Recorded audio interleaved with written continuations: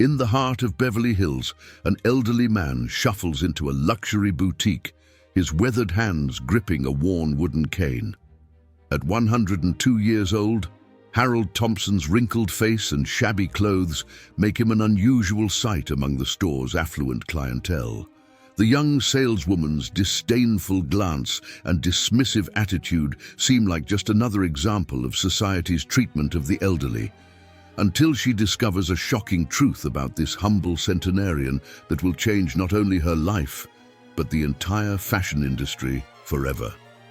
What happens next is a remarkable story of redemption, hidden identity, and the price of judging a book by its cover. Leave a like to follow this incredible story, and don't forget to subscribe to our channel for more amazing tales like this one. The truth about Harold's real identity will leave you speechless. The luxurious Ainsworth & Collins boutique on Rodeo Drive was known for dressing Hollywood's elite. Its pristine white marble floors, crystal chandeliers, and meticulously arranged designer displays screamed exclusivity. On this particular sunny California morning, Sophie Martinez, the store's top saleswoman, was arranging a new collection of Italian suits when the bell above the door chimed. Her practiced smile froze when she saw who had entered.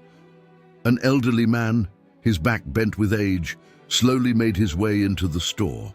His clothes, while clean, were clearly decades old. A faded brown suit that had seen better days, scuffed shoes that had been polished one too many times. His weathered hands trembled slightly on his wooden cane as he shuffled forward. "Excuse me," he called out in a quavering voice that somehow maintained a hint of dignity. "I'm looking for a suit, something special." Sophie exchanged knowing glances with her colleague, Madison. They'd seen this type before, elderly people wandering in from the retirement communities, looking to relive their glory days without any real intention or ability to purchase. "Sir," Sophie said with barely concealed impatience, "our suits start at $5,000. Perhaps you'd be more comfortable at the department store down the street?" The old man's blue eyes twinkled with something Sophie couldn't quite read. "Price isn't an issue, young lady. I'd like to see your finest suits, please." Sophie sighed dramatically. It was a slow morning, and she supposed she had to at least pretend to help him. "Follow me," she said, leading him to the clearance section at the back of the store. "No, no," the man said firmly, pointing his cane toward the main display. "Those suits there, the new Italian collection." Sophie's irritation grew. "Sir, those suits are $12,000 each. They're hand-tailored by Giuseppe Romano in Milan." "Yes, I know," the old man finished for her. "Giuseppe learned his craft from his father, Antonio, who was perhaps the finest tailor in Italy during the 1950s. I used to visit their shop regularly." Sophie blinked in surprise. The old man continued walking toward the display, his cane tapping softly on the marble floor. As he reached out to feel the fabric of one suit, Sophie noticed something that made her breath catch. On his wrinkled wrist was a watch she recognized instantly. It was a one-of-a-kind Patek Philippe, worth millions, commissioned by one of the most legendary figures in fashion history, but it couldn't be, could it? "Sir," she said, her voice suddenly uncertain, "that watch?" "Ah, this old thing." He smiled, adjusting the timepiece. "A gift from my dear friend Philippe himself, back in '52. Though I suppose you're too young to remember when Patek Philippe was just getting started." Sophie's mind was racing. She had studied fashion history extensively during her degree. There was only one person who could own that watch, only one person who would know such details about the Romano family of tailors. But he was supposed to be dead, or at least no one had seen him in public for decades. Are you Harold Thompson, the Harold Thompson, founder of Thompson & Sons?" The old man's eyes twinkled again, this time with undisguised amusement. "I wondered how long it would take someone to recognize me. Yes, my dear, I am Harold Thompson, though these days I prefer just Harold." Sophie felt the room spin slightly. Thompson and Sons had been the largest luxury retail empire in America throughout the mid-20th century, revolutionizing high-end fashion before mysteriously selling everything to competitors in the 1980s. Harold Thompson was a legend in the industry, known for his impeccable taste and business acumen. His personal fortune was estimated to be in the billions, though no one knew for sure because he had vanished from public life decades ago. But everyone thinks you're dead, Sophie stammered. Yes, Harold chuckled softly. That's rather the point. Makes life much more interesting when people show their true colors, don't you think? Sophie felt her cheeks burn with shame as she recalled her earlier dismissive treatment. Before she could apologize, Harold continued examining the suits, his expert eye catching details even she hadn't noticed. The stitching on this one is slightly uneven, he muttered, mostly to himself. Giuseppe's eyesight must be failing. I should give him a call. Sophie stood frozen, watching this living legend examine the merchandise with the expertise of someone who had shaped the very industry she worked in. But one question burned in her mind. Why was one of the wealthiest men in America wandering into boutiques dressed like a pauper? The answer, she would soon discover, would shake the foundations of the fashion world and change her life forever. As Harold continued examining the suits, more customers entered the boutique. Sophie watched in fascination as they unconsciously gave the shabby-looking elderly man a wide berth, some even wrinkling their noses in obvious distaste. If they only knew who they were snubbing, she thought. Miss Martinez, Harold called out, having noted her name tag earlier. Would you mind if we had a chat in private? Perhaps in your office. Sophie led Harold to the store's small back office, her mind racing. Once seated, Harold's demeanor changed subtly. His posture straightened, and his eyes took on a sharp, analytical quality that belied his aged appearance. Tell me, Miss Martinez, how long have you worked in luxury retail? He asked. 8 years, sir. 5 at Ainsworth & Collins. Harold nodded thoughtfully. And in those 8 years, how many times have you watched your colleagues or yourself dismiss customers based on their appearance? Sophie felt her face flush again. I apologize for my behavior earlier. Harold raised a hand, stopping her. This isn't about an apology, my dear. It's about a disease that's infected the very industry I helped build. When I started Thompson & Sons in 1945, fresh back from the war, I had one guiding principle. True luxury isn't about exclusion. It's about making everyone feel extraordinary. He reached into his worn jacket and pulled out a leather portfolio, its age matching his own. Inside were photographs that made Sophie gasp. There was a young, dashing Harold Thompson with Coco Chanel, with Christian Dior, with all the legends of fashion's golden age. Back then, he continued, we understood that real elegance came from how you treated people, not how much they spent. But somewhere along the way, the industry lost its soul. It became about keeping people out instead of welcoming them in. His blue eyes fixed on Sophie with surprising intensity. That's why I've spent the last 30 years conducting my own investigation, visiting luxury stores around the world dressed exactly like this. The results have been disappointing. Sophie felt a chill run down her spine as she realized the implications. This wasn't just a wealthy old man shopping for suits. This was a test, and she had failed spectacularly. But you, Harold said, his expression softening slightly, you did something different. Once you realized who I was, you felt genuine shame. Not fear of losing your job or missing a sale, but real shame about your behavior. That's rare in this industry today. He pulled out another document from his portfolio, a current newspaper article about Ainsworth & Collins' financial troubles. The boutique's parent company was on the verge of bankruptcy, a fact the employees had been trying to ignore. This store will close within 3 months, Harold stated matter-of-factly. "Unless someone steps in to save it, someone who remembers what luxury retail should be about." Sophie's heart was pounding. "Sir, are you saying—" "I'm saying, Miss Martinez, that I'm about to come out of retirement. Thompson & Sons is about to be reborn, but this time I need someone from the younger generation to help me restore the soul of luxury retail, someone who can learn from past mistakes." He leaned forward, his eyes twinkling again. "How would you like to help me revolutionize this industry one more time?" Before Sophie could respond, the office door burst open. Madison, her colleague, rushed in breathlessly. "Sophie, you need to come quick. There's a group of Japanese buyers and they're asking for the store manager." Harold smiled knowingly. "Ah, yes, that would be Mr. Tanaka and his team, right on schedule." Sophie looked at him in confusion. "Did I mention—" Harold's eyes danced with mischief. "I already bought Ainsworth and Collins this morning. Those papers are being finalized right now. The question is, Miss Martinez, are you ready to learn what true luxury retail should be?" The implications of everything happening made Sophie's head spin.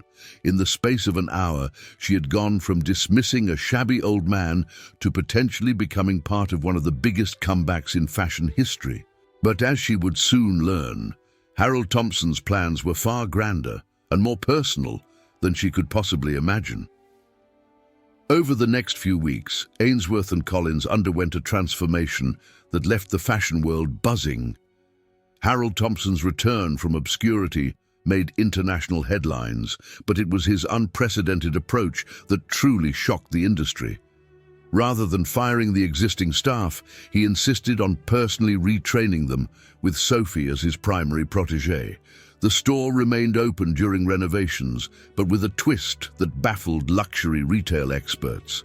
Harold installed comfortable chairs throughout the boutique and mandated that every customer, regardless of appearance, be offered coffee or tea in fine bone china cups.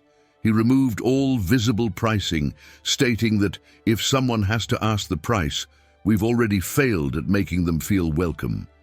But it was his mysterious Wednesday sessions that really set tongues wagging.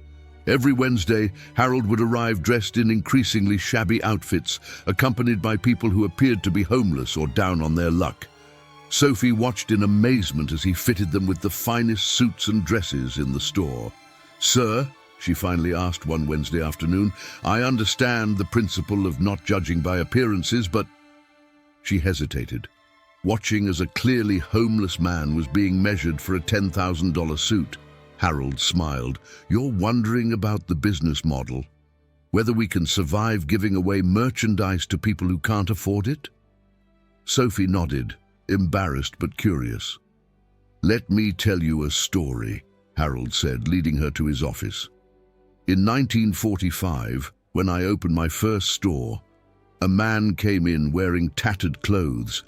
My colleagues wanted to throw him out, but I remembered being poor myself before the war. I fitted him with our finest suit, treated him like royalty. That man turned out to be a prominent banker in disguise, testing how different stores treated the less fortunate.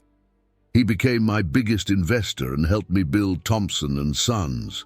He paused, his eyes growing distant. "But that's not why I did it. I did it because every human being deserves to feel extraordinary, if only for a moment. These Wednesday visitors, they're not all homeless. Some are wealthy investors in disguise, some are genuine people in need, and some—" His eyes twinkled. "Are fashion journalists doing undercover stories about our new approach?" Just then, one of the homeless men emerged from the fitting room in an impeccably tailored suit. He walked differently now, standing straight, head held high. Harold beamed like a proud father. "You see that transformation? That moment when someone remembers their own dignity, that's worth more than any profit margin." But even as Sophie absorbed these lessons, she noticed something peculiar. Harold spent an unusual amount of time with one particular Wednesday visitor, an elderly man named George, who came in each week but never accepted any clothes. They would sit for hours, talking in hushed tones, George's face often streaked with tears. One evening, after George's latest visit, Sophie overheard a conversation that made her blood run cold. "You have to tell her, Harold," George was saying. "She deserves to know the truth about her grandmother." "Not yet," Harold replied softly. "She's not ready." "Ready for what?" Sophie asked, making her presence known. Both men turned, startled. Harold exchanged a look with George before sighing deeply. "I suppose it's time," he said. "Sophie, there's something you need to know about why I really chose this store, and you." He pulled out an old photograph from his ever-present portfolio. Sophie gasped. The woman in the picture, taken sometime in the 1960s, could have been her twin. She was standing in front of the original Thompson & Sons store, smiling broadly. "This was Isabella Martinez," Harold said quietly. "Your grandmother. She was more than just my head saleswoman. She was the love of my life. But I was already married, trapped in a loveless marriage arranged by my family, when Isabella told me she was pregnant." Sophie felt the room spinning. Everything she thought she knew about her family history was about to change, and the implications of what Harold was saying would shake her to her core. Sophie sank into a nearby chair, her world tilting on its axis. My grandmother. But my father always said she died in a car accident before I was born." "That's what everyone was told," Harold said softly. "The truth is much more painful. George here," he gestured to the elderly man, "was Isabella's brother. He's your great-uncle." George stepped forward, his weathered face etched with decades of grief. "Your grandmother was the strongest person I ever knew, Sophie. When she discovered she was pregnant with your father, she knew it would create a scandal that could destroy Harold's company and reputation. Those were different times, cruel times." Harold's voice cracked with emotion as he continued.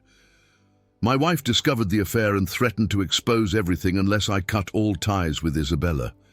She would have destroyed not just me, but everyone who worked for Thompson & Sons. Hundreds of families would have lost everything." "Isabella wouldn't let that happen," George added. "She disappeared, leaving everything behind. Only I knew where she went." Sophie's mind raced, connecting pieces of a puzzle she never knew existed. "The small town in Arizona where my father grew up." "Yes," Harold nodded. "Isabella raised your father alone there, working as a seamstress. She never told him about me, never asked for anything. George would visit them and keep me updated from a distance. I made sure they never wanted for money, channeling funds through George, but I never saw her again." Tears rolled down Harold's cheeks. "When I heard she had passed away 15 years ago, something in me broke. I sold Thompson & Sons, disappeared from public life. I've spent these years trying to make amends, helping people who remind me of Isabella, people who are judged unfairly by society." "But why come back now?" Sophie whispered. "Because 6 months ago, I saw you working in this store. You look so much like her, have the same spirit. But watching you that first day, treating me with the same dismissive attitude I once saw others direct at Isabella, I knew I had to do something. The industry I helped build had created exactly the kind of prejudice that tore your grandmother and me apart." George placed a gentle hand on Sophie's shoulder. "Your grandmother never stopped loving Harold, but she was proud of the life she built. She always said true luxury wasn't about expensive things. It was about treating everyone with dignity." The Wednesday sessions, Sophie realized, they're in her honor. Every person who walks through those doors is treated the way Isabella should have been treated, Harold confirmed, with respect, dignity, and kindness. Sophie stood abruptly, overwhelmed. I need I need some time to process this. Of course, Harold said. But there's one more thing you should know. I'm dying, Sophie. Doctors give me less than a year. Everything I own, including the newly reformed Thompson & Sons, will be yours. It's what should have been Isabella's, and now it can finally go to her family. I don't want your money, Sophie said sharply, tears streaming down her face. No, Harold smiled sadly. You're exactly like her. But this isn't about money. It's about legacy. Your grandmother understood that luxury retail could be a force for good, a way to make people feel valued. That's the real inheritance I want to leave you. Not the wealth, but the chance to continue what she believed in. As Sophie fled the office, her mind reeling from these revelations, she passed the main showroom where one of their Wednesday visitors was admiring himself in a mirror, transformed by his new suit. For the first time, she truly understood what Harold had been teaching her, and what her grandmother had known all along. The true measure of luxury wasn't in the price tags or brand names, but in the power to restore dignity to those who had lost it. 1 year later, Sophie stood at Harold Thompson's funeral, surrounded by hundreds of mourners, many of them recipients of his Wednesday sessions kindness. The fashion world's elite mixed with former homeless people, all dressed impeccably in Thompson & Sons attire, all there to honor a man who had transformed their lives. In his final months, Harold had worked tirelessly with Sophie to reinvent luxury retail. Together, they had expanded the Wednesday Sessions concept to all 30 newly opened Thompson & Sons locations across the country. Each store maintained the same principle, treating every customer with equal dignity, regardless of their appearance or financial status. The press had dubbed it compassionate luxury, and while industry cynics had predicted failure, the results proved revolutionary. The wealthy were drawn to the store's genuine warmth and humanity, while those of modest means found themselves welcomed into a world that had previously shunned them. The company's profits had soared, but more importantly, it had sparked a movement within the industry. Sophie approached the podium to deliver her eulogy, touching the vintage Patek Philippe watch now adorning her wrist, Harold's final gift to her. Harold Thompson was known to the world as a fashion mogul, she began, her voice steady despite her tears. But I knew him as the man who loved my grandmother so deeply that he spent his final years trying to create the kind of world she dreamed of, one where people are valued for who they are, not what they wear or own. She shared stories of Harold's last year, how he had personally trained every store manager in the art of compassionate service, how he had established a foundation to provide business attire and training to people trying to rebuild their lives, and how he had finally found peace in knowing his legacy would live on through a new generation. But Harold's greatest gift wasn't the company he left me, Sophie continued. It was the lesson that true luxury isn't about exclusivity. It's about making everyone feel extraordinary. After the service, George approached Sophie with a small package. Harold wanted you to have this after he was gone, he said softly. Inside, Sophie found a handwritten journal, Isabella's diary, which Harold had kept all these years. Its pages told the story of a love that had survived decades of separation, and of a woman's unwavering belief in human dignity. The final entry, dated just before her death, read, "My dearest Harold, I never regretted choosing love over luxury. True elegance lives in how we treat others, and in that, you were always the most elegant man I knew." Today, Thompson & Sons stands as a testament to that philosophy. Every Wednesday, in stores across the country, people from all walks of life find not just beautiful clothes, but restoration of their dignity. Each location displays a portrait of Isabella Martinez, her radiant smile reminding employees and customers alike that true luxury is measured not in dollars, but in humanity. Sophie has continued both the business and humanitarian aspects of Harold's vision. The company's training program, now called Isabella's Way, has become the industry standard for compassionate customer service. More importantly, it has sparked a broader conversation about dignity, respect, and the real meaning of luxury. In her office at the flagship store, Sophie keeps 3 photographs on her desk. One of Harold in his youth, one of Isabella in front of the original store, and one taken just months before Harold's death, showing him beaming with pride as he helped a homeless veteran try on his first suit in decades. The 102-year-old man who walked into that boutique 1 year ago did more than just revolutionize an industry. He healed a family's wounds and reminded the world that it's never too late to right past wrongs. His legacy lives on in every person who walks through the doors of Thompson & Sons and finds not judgment, but kindness, not exclusivity, but welcome, not just luxury, but dignity. As for Sophie, she finally understands that she inherited more than a business empire. She inherited a mission to prove that true elegance begins with how we treat each other. In doing so, she honors not just Harold Thompson's memory, but the enduring love story of a man who spent his final years trying to create the kind of world her grandmother always believed was possible.